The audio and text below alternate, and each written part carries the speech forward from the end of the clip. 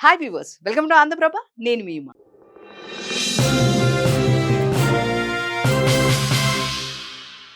Present cinema industry మొత్తం ఒకటే చర్చ జరుగుతుంది. YouTube, Insta, social media platforms పై కూడా వినిపిస్తున్న పేరు ఎల్లమ్మ ప్రాజెక్ట్. వేణు డైరెక్షన్‌లో రాబోతున్న ఈ సినిమాలో ఎంతమంది హీరోల పేర్లు తెరపైకి వచ్చినప్పటికీ ఫైనల్‌గా దేవిశ్రీ ప్రసాద్ నటిస్తున్నారు. ఈ మూవీలో హీరోలుగా నాని, నితిన్, శర్వానంద్ అలాగే బెల్లంకొండ సాయి శ్రీనివాస్ పేర్లు తెరపైకి వచ్చాయి.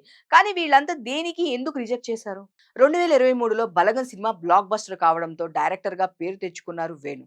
ఎల్లుండి తెలంగాణ సాంప్రదాయాలు, కుటుంబ బంధాలను దగ్గర నుంచి చూపించింది ఈ సినిమా. దీని తరువాత ఆయన తెరకెక్కిస్తున్న మూవీనే ఎల్లమ్మ. ఈ ప్రాజెక్ట్ గురించి నటీనటుల ఎంపికపై ఎంతో కాలంగా సస్పెన్స్ నెలకొంది. మనం ఇప్పుడు హీరోల గురించి మాట్లాడుకుందాం. నిజానికి ఈ మూవీలో హీరోగా మనకి ఫస్ట్ వినిపించిన పేరు నేచురల్ స్టార్ నాని. కానీ ఆయన ఈ సినిమాని రిజెక్ట్ చేశారు. దీనికి కారణం డేట్స్ సర్దుబాటు కాలేదనే తెలుస్తుంది.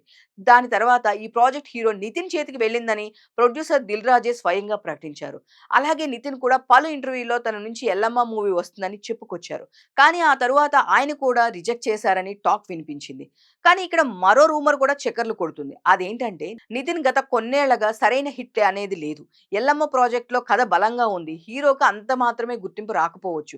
ఒకవేళ ఈ సినిమా హిట్ అయితే డైరెక్టర్ కి ప్లస్ అవుతుంది, కానీ హీరోకి అంతగా పేరు రాకపోవచ్చు. ఆ కారణంగానే నితిన్ కూడా ఇందులో నుంచి తప్పుకున్నారని గుసగుసలు వినిపిస్తున్నాయి. ఆ తర్వాత శర్వానంద్, బెల్లంకొండ సాయి శ్రీనివాస్ నటిస్తారనే విషయాలు తెరపైకొచ్చాయి. కానీ ఫైనల్ గా ఈ ప్రాజెక్ట్ దేవిశ్రీ ప్రసాద్ చేతికి వచ్చింది. ఇకపోతే శర్వానంద్ ఆయన సెంటిమెంటల్ మూవీస్ చాలా చేశారు.